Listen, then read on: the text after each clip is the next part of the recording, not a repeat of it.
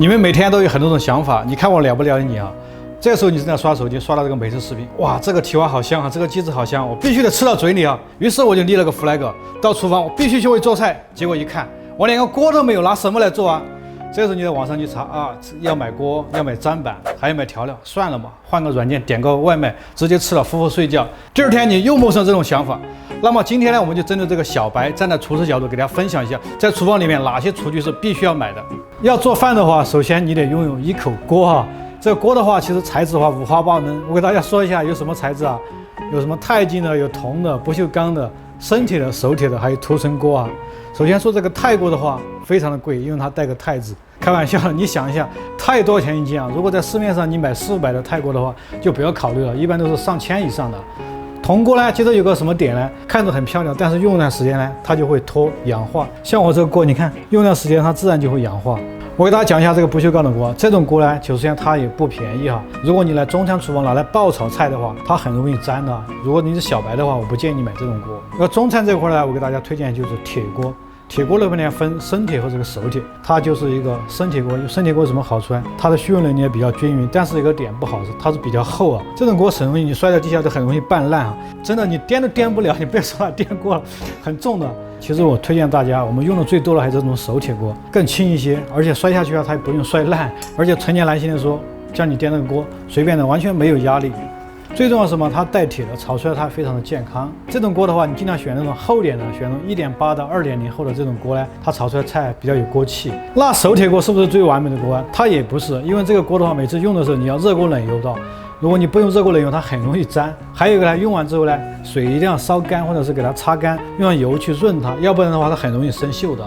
最后一个呢，给大家介绍一下这个新手小白的最爱，什么最爱呢？就是这个涂层锅啊，不管你是热油还是冷油，煎蛋啊、炒菜它都不粘，而且呢非常轻。女孩子这些拿电锅啊，那真的是一点问题都没有哈。它不好的点是什么呢？这种锅呢，只能用这种木铲或用的硅胶铲去炒菜。如果你不能用铁铲去划的话，有痕迹的话，你加热到炒菜的话，它就不健康了。还有一个，你看这个漆啊，挺漂亮的是吧？我告诉你，这全是陷阱。不管你是几十的、几百的还是上千的，像这个漆啊，一烧几天就黑了，你擦都擦不掉，不好看的啊。如果你是纯小白的话，想体验一下做菜的话，其实我还真推荐你用这种不粘锅，这种是真的好用，真的便宜。但是我提醒你一点啊，一定要买有品牌的哦。我觉得你家里面呢可以有口煎锅，干什么用呢？早上我们煎个蛋啊、煎个饼啊，都是很有必要的。在市面上呢，材质大概分为3种，一种是涂层的，一种是铸铁的，还有不锈钢的。像这种不锈钢呢，你刚买回来之后呢，发现非常好用，但用段时间呢，巨粘，不好清洁，甚至钢丝球织都织不掉啊。如果你买了这种铸铁锅呢，你要去保养它，因为这种锅如果你不保养它会很容易生锈的。如果你是什么1个月、2个月才用一次的话，买到这种材质的话，你会非常的痛苦。其实我不建议你买这种材质啊。推荐用这种啊，因为我们酒店经常用的这种不粘锅啊，直接去天猫搜酒店专用不粘锅，出来就是我这种同款啊，非常好用。可能在家里面呢，你用的最多的是就这种有颜色的这种不粘锅。我给大家说一个不好点是什么？这种锅呢，它涂层比较薄，很容易划花。接着来给大家讲一下这个砂锅和煲仔的区别，可能北方朋友分不清楚。砂锅呢，主要用来炖汤哈，做一些汤比较多的菜，我们就用砂锅。煲仔是干什么用呢？煲仔有时候我们平时在锅里烧好菜之后呢，煲仔它是装的作用，然后蓄温，端上桌之后，它锅有点微开的状态，就是个器皿。砂锅和煲仔还有一个不同点在哪里？在开锅方式上，像那个煲仔的话，淘米水给它泡一晚上，第二天把它捞出来晾干就可以用了。这个新砂锅可不能泡啊，为什么呢？因为它是土陶的，你一泡它就烂掉了。怎么开锅呢？就是用那个米汤啊，煮个2-3次，基本上就可以用了。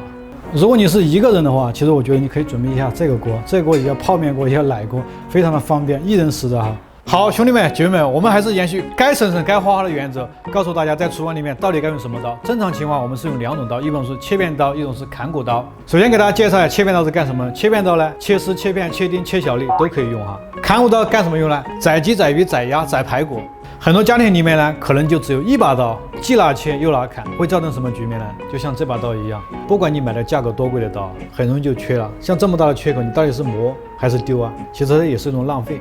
那大家又要说了，阿伟啊，我为了省钱，能不能买一把既可以切又可以砍的，像这种斩切一体刀？我告诉大家，其实作为几十年厨师的话，我觉得这种刀有时候在某些场景用起来不是那么的顺手。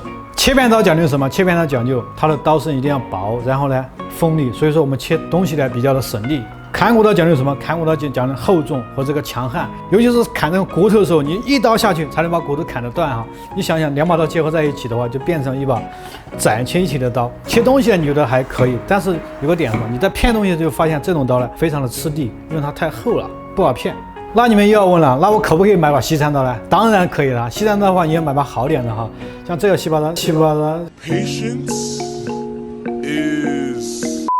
像这种质量就不推荐大家买了，太薄了哈。好点西餐刀呢，一般上情况都是几百刀甚至上千哈。其实它对大家来说又是个问题了哈。那作为新手小白的话，我到底该选什么价位的刀呢？其实我推荐哈100元左右的刀就可以了，这种刀呢比较靠谱一些，不要买这种几块钱一把的刀。这种刀你看劈2下还会发弯的，这种刀你看着颜值挺高的，又有漆哈，粉粉的嫩嫩的。发现啊，拿回家切几次之后它就变钝了，钝了之后你要不要磨？你一磨这个漆就会掉，而且这个漆如果掉到食物里面，你吃到肚子里面，说不定还要拉稀哦，非常的危险啊。大家其实还有一个误区，什么？老是觉得这个刀啊钝的话不能切的时候，我告诉你，越钝的刀越容易切的时候，为什么呢？你切的时候发现锯半天切不断是吧？你用劲一弄的话，这个力量掌握不好就很容易伤你的手，快刀才不容易伤到你的手。前段时间呢，这把刀众传无数啊，大家都在问阿伟啊，这把刀到底叫什么名字？什么刀？我告诉大家，这把叫雕刻刀。其实，在厨房里面呢，我们是雕刻食材的时候才会用。后来我发现它削一些姜皮啊、蒜皮啊，甚至是剥了个棒子的时候非常好用啊，大家可以去买一把这刀，非常便宜又好用。然后在厨房呢，我觉得还有2把刀是必不可少的，一把是这种削皮刀啊，我建议是买这种10块钱以上的刀，带丝的这种啊，它刮起来比较的锋利。如果你买那种1-2块钱的那种，你发现用几次之后呢，不是这个手柄掉了，就是前面脱了，非常的不方便。那种刀一丢2块钱，它也是种浪费啊。在厨房呢，我觉得很有必要备一把剪刀。我给大家说一下场景啊，平时你在剪什么干辣椒的时候就用剪刀，你不可能用这个切片刀去切吧。还有呢，像那个鸡腿的时候，我们像去骨是吧？这个剪刀剪进去一拉，它也非常的方便。接下来给大家聊一下大家非常关心的砧板。其实这个砧板呢有几种材质，高档一点有这种金丝楠木的，这种呢就比较贵，所以就不建议大家购买了。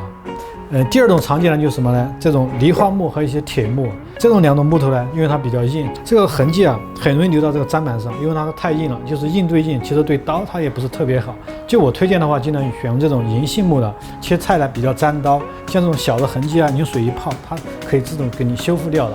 像我这个呢有点太大了，如果你在家里面自己用的话，可以买个3.2的或者5公分厚的就可以了啊。那种木头软点，还有柳木啊。柳木我告诉大家，它虽然也很软，但是呢，它遇水的话，它很容易变形啊。所以说我还是推荐这种银杏木是最好一些。像这种网红版的砧板卖的比较好，但是我不建议大家买，为什么呢？它是2面的，看这边是塑料的哈，这边是木头的，它切菜还可以。如果是宰东西的话，它就比较的明显缺点，因为它里面是空心的，你宰的话，它刀会弹来弹去的，其实很危险，不注意的话会伤到你自己。接下来就是小朋友这种餐具啊，如果你家里面有小朋友的话，你要选用这种5颜6色的餐具。但是一个点什么呢？你要看清楚它这个釉啊，你要买这种釉下彩的这种餐具啊，下彩餐具它比较健康，比较安全一些。釉如果它是摁手的话，它就是釉上彩；如果它摸的是光滑的话，它就釉下彩。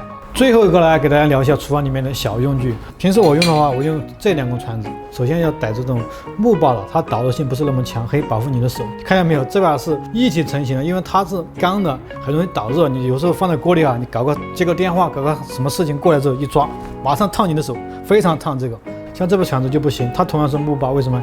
它比较直。你看炒菜的时候太直了不方便，一定要买这种稍微有点幅度的哈，这样的话炒菜我们更加省力啊。炒勺也是同样的道理，一定要买那种稍微有点幅度的，不要买这种直的。你像同样是炒勺，有弯度有幅度的，我们才好挖菜，才好舀菜。好，今天的厨房知识分享就结束了，基本上是站在我做一个厨师角度给大家分享厨房里面哪些东西是必备的，哪些东西是可买可不买的，希望帮助到大家少踩一些坑，少踩一些雷。现在呢，天猫618正在搞活动，大家可以去囤一波工具上漆式的避线立体器。我是阿伟，请关注我，你雕的吗偶像。